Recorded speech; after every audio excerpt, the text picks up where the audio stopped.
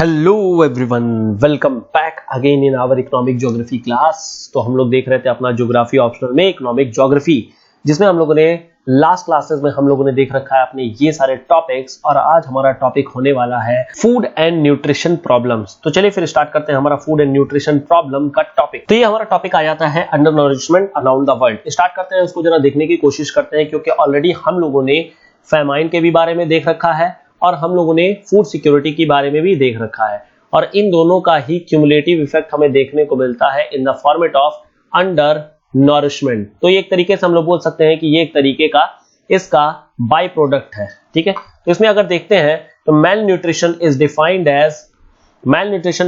As abnormal physiological condition caused by inadequate, unbalanced or excessive consumption of macronutrient and micronutrient। अब देखिए again एक बड़ी definition है, इसको भी हम लोग थोड़ा सा कट शॉर्ट करके देखते हैं। जैसे हमारा सबसे पहले बताता है मेल न्यूट्रिशन का मतलब डिफिशियंसी ऑफ न्यूट्रिशन। क्लियर? अब जरा देखते हैं, देखिए न्यूट्रिशन की डिफिशियंसी में क्या केस है। यहां पर क्या है कि आपको प्रॉपरली न्यूट्रिएंट जो चीज मिलनी चाहिए, प्रोटीन और जितनी भी चीजें बाकी कार्ब्स वगैरह जितनी भी चीजें मिलनी चाहिए वो नहीं मिल पा रही हैं। यानी कि क्या हो गया, होगा क्या आगे, एबनॉर्मल फिजियोलॉजिकल कंडीशन। ठीक, ये हमारी चीजें निकल के आएंगी। इससे होगा क्या, इससे होगा इनएडिक्वेट, अनबैलेंस और एक्सेसिव कंजम्पशन हो जाएगा किसका, मैक्रोन्यूट्रिएंट और माइक्रोन्यूट्रिएंट का। And this is how the definition is all about. तो malnutrition includes undernutrition या overnutrition as well as micronutrient deficiency.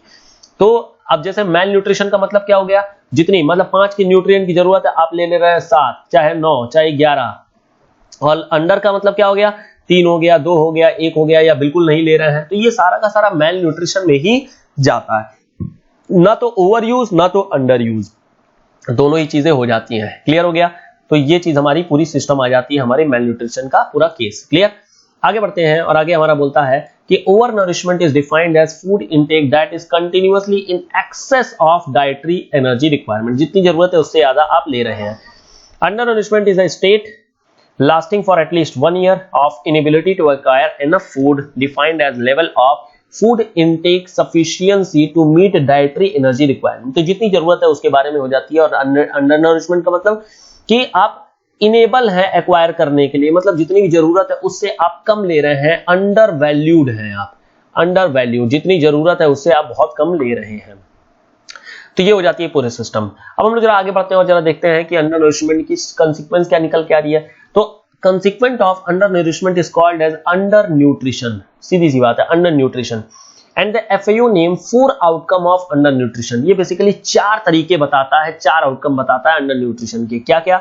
Food poor absorption, poor biological use of nutrient consumed as a result of repeated continuous use. अब ये क्या चीज है चारों, अब चारों के बारे में जरा देख लेते हैं। पहला, being underweight one's age। underweight is defined as low weight for age in children and BMI less than 18.5। तो बॉडी मास इंडेक्स इस तरीके से इतनी चीजें हो जाती हैं।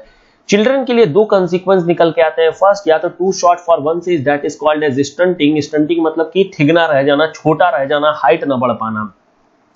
और दूसरी होती है कि जिसको बोलता है वेस्टिंग, मतलब कि जितना वेट होना चाहिए उतना वेट नहीं है, अंडर वेट है या फिर पतला बहुत ज्यादा है। तो पतला मोटा वाला केस वेस्टिंग में हो जाता है।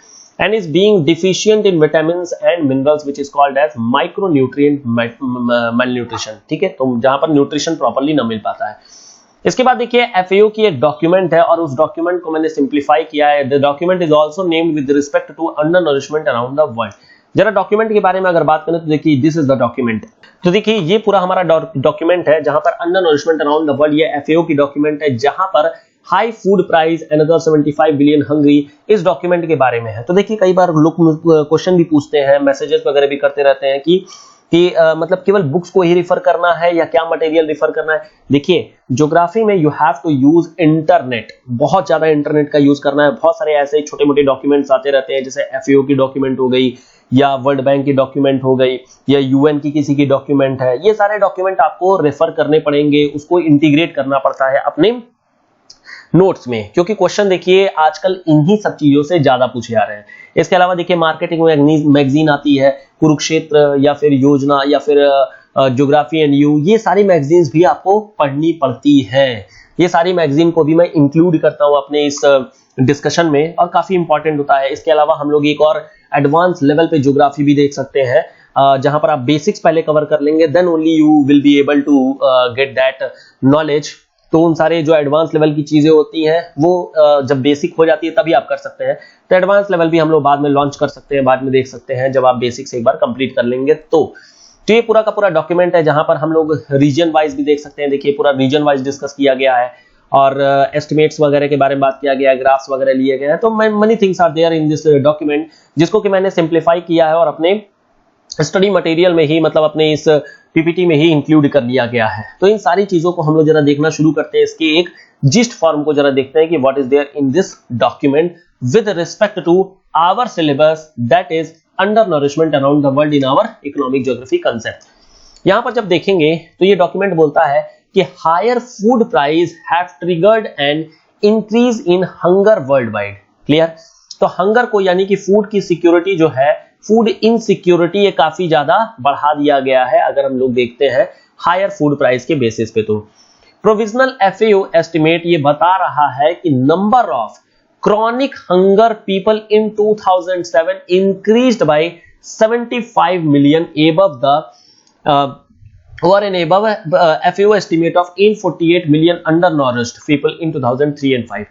तो पहले 2003 और 2005 के नियर अबाउट में इन लोगों ने, FAO ने कैलकुलेट किया था कि 800 मिलियन पीपल ऐसे लोग हैं जो अंडरनरिश्ड है, मतलब उनको proper diet, proper nutrient, proper food नहीं मिल पा रहा है। लेकिन जब ये चीज 2007 में देखी गई तो इसमें 75 मिलियन और ऐड हो जा रहा है और ये ऐड होकर के कितना हो गया, 923 मिलियन पीपल हो जाते हैं। तो ये इस तरीके से हम लोग देख रहे हैं कि वैल्यू कितनी ज्यादा तेजी से बढ़ गई है। और वही अगर हम लोग आज की डेट में बात करें तो this must have crossed at least 2000 million people. तो बहुत ज्यादा आज की डेट में जो होता है ये इंक्रीज कर चुका है। As much of this increase attributed to high food. Clear? This brought the number of undernourished people worldwide to 923 million in 2007। देखिए 923 million people हो जाते हैं। Given the continued and drastic price rise to staple cereal and oil crops into the first quarter of 2008, the number of people suffering from chronic hunger is likely to increase further। तो ये चीज 2007 में होती है, 2007 में होती है, जिसको हम लोग आगे कंटिन्यूअसली इंक्रीज ही देखने को हमें मिलेगा, ऐसा हमारा ये डॉक्यूमेंट बोलता है। Clear?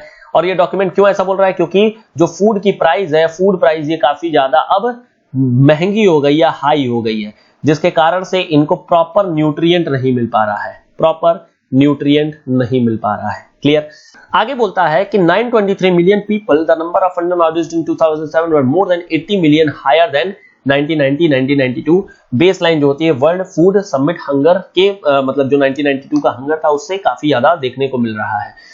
This reduction target, this makes the task of bringing the number of undernourished to 420 million by 2015। तो देखिए 420 मिलियन हो जाएंगे 2015 तक, और मतलब क्रॉस, बहुत ज्यादा क्रॉस, मतलब 420 मिलियन का मतलब ये हो गया कि 923 में अब 420 और जोड़ दीजिए, तो ये हो गया 3, 4, 9, 13, मतलब 1343 मिलियन हो जाएंगे 2015 तक। जो हम लोग 2019 में एस्टिमेट कर रहे हैं कि ये 2000 क्रॉस हो जाएगा, वो बिल्कुल सही हम लोग एस्टिमेट कर रहे हैं।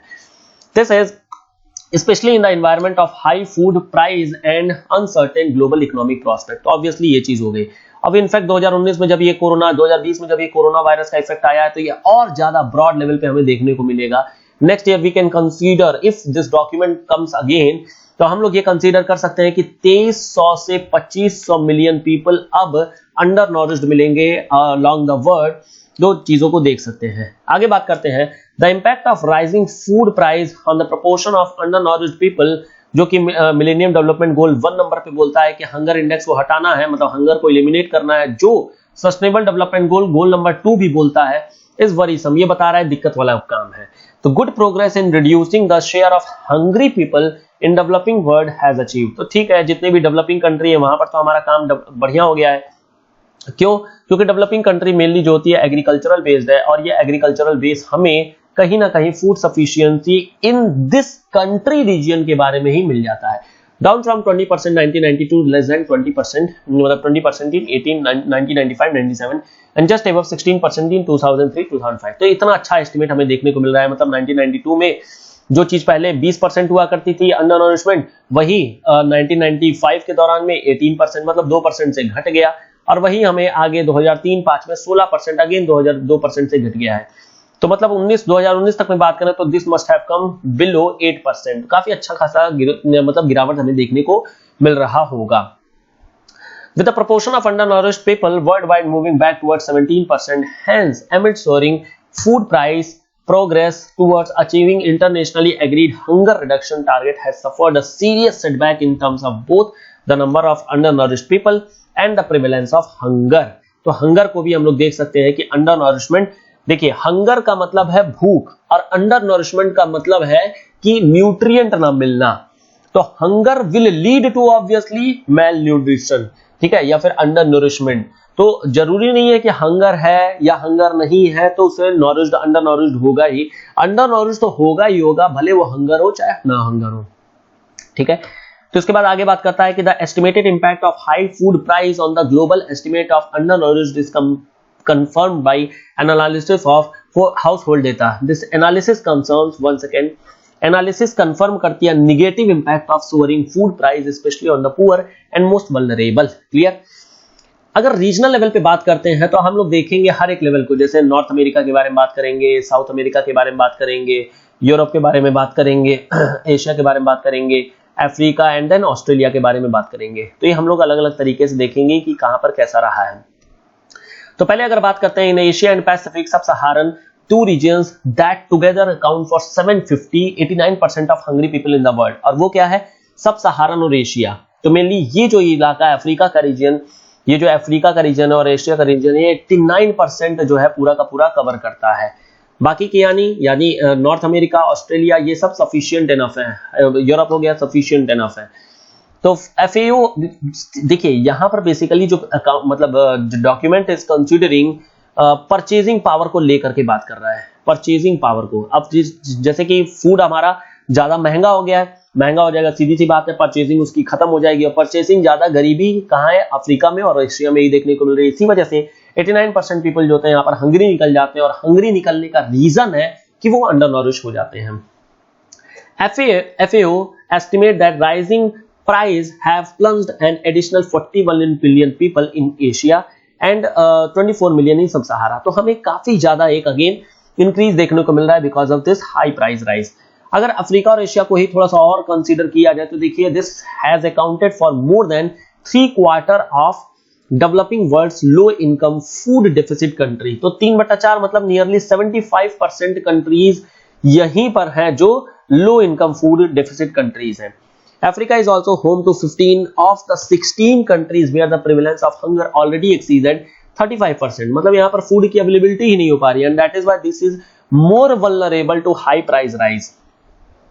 वही अगर बात करते हैं हम लोग साउथ अमेरिका के बारे में, लैटिन अमेरिका के बारे में, तो भाई नंबर ऑफ अफेक्टेड, ये लोग कम अफेक्टेड है, जैसे लैटिन अमेरिका ये कम अफेक्टेड है, कैरेबियन कम अफेक्टेड है, east and north Africa reason जो होते हैं ये सब थोड़े कम अफेक्टेड है, क्योंकि यहाँ पर जनरली क्या है, ऑयल के कारण से, these are oil producing countries, OPEC countries भी बोल सकते हैं इसको, और ये कंट्री जो होती है यहाँ पे परचेजिंग पावर ठीक ठीक है, मतलब they can afford the food prices and they also experience increase in hunger as a result of rising food price. A sharp reversal in Latin America after more than a decade of steady progress towards the World Food Security goal. Overall, the rising prevalence of hunger and estimate increase of 75 million undernourished people worldwide in 2007, 75 million जो कि हम लोगों ने अभी last slide में देखा ही है कि बढ़े हुए हैं और आगे जाकर के और ज्यादा बढ़ने की बात है। ठीक है, तो this is going to make a security crisis of high price rise. So this was all about our this undernourishment document जो FAO की थी, जिसको अलग से हम लोगों ने डिस्कस कर लिया। तो this was all about our this economic geography concept. काफी डिटेल में हम लोगों ने सब कुछ डिस्कस कर लिया है, कुछ भी बचा नहीं है, और इसके क्वेश्चन आंसर हम लोग डिस्कस कर लेंगे और फिर ये टॉपिक हमारा खत्म हो गया है। नेक्स्ट लेक्चर ऑनवर्ड्स हम लोग पेपर 2 स्टार्ट करेंगे, क्योंकि इसी की मेजॉरिटी आई हुई है। तो पेपर 2 स्टार्ट करते हैं, पेपर 2 को फटाफट फिनिश करते हैं और फिर उसके बाद से हम लोग पेपर 1 का जो फिजिकल ज्योग्राफी वाला पार्ट है उसको कंप्लीट करेंगे। तो मिलते हैं अपने नेक्स्ट वीडियो में, तब तक के लिए थैंक यू सो मच।